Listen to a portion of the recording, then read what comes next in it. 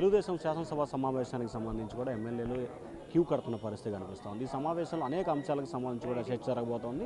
ప్రస్తుతం జగ్గేపేట శాసనసభ్యులు మనతో ఉన్నారు. సార్ చెప్పండి, దాదాపుగా ఎప్పుడు లేని రీతిలో కృష్ణా జిల్లా మొత్తం కూడా స్వీప్ అయింది. దీన్ని ఏ రకంగా తీసుకున్నారు? అంటే వైసీపీ ప్రభుత్వం పట్ల ప్రజల్లో ఉన్న అసంతృప్తి కావచ్చు, వాళ్ళు చేసిన అరాచకం కావచ్చు, అవినీతి కావచ్చు, మా నాయకుడి పట్ల విశ్వాసము, ఒక నమ్మకం, ముందు చూపు నిజాయితీ నాయకుడు అని చెప్పి ఎన్డీఏ కూటమి మీద పూర్తి విశ్వాసంతో మంచి మెజార్టీ ఇచ్చారు.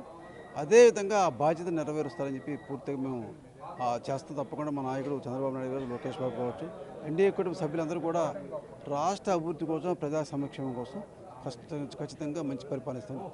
సార్, జగ్గేపేటలో గత శాసనసభ్యుడు ఇసుక మాఫియా చేశారు, హైదరాబాద్ చోట్ల డంపు చేశారు, ఇసుకనే ప్రధాన ఆదాయ వనరుగా చూశారన్నారు. దీన్ని ఏ రకంగా అరికట్టబోతా ఉంది? తప్పకుండా రేపు తెలుగుదేశం పార్టీ ఏర్పాటైన వెంటనే ఉచిత ఇసుక పాలసీ ఇవ్వబోతున్నాం.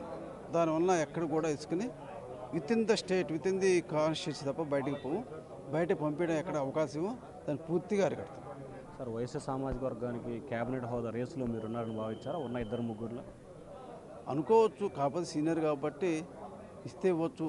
లేక ఆ రోజు మరి బాబు గారు అక్కడ ఉన్నటువంటి నాయకుడు కూడా ఆయనకున్న ఈక్వేషన్స్, ఆయనకున్నటువంటి అవకాశాన్ని బట్టి ఇస్తారు. దాన్ని దేనికైనా సంబంధిస్తాం. అసలు గత ప్రభుత్వంలో అసలు కనీసం సామాజిక వర్గానికి ప్రాతినిధ్యం లేదు కదా. సో ఈసారి ఏ రకంగా ఉండబోతుంది? ఖచ్చితంగా ప్రయారిటీ ఇస్తారు. ఏదో విధంగా వారి యొక్క ఆలోచన ఏ విధంగా ఉంటుందో చూద్దాం.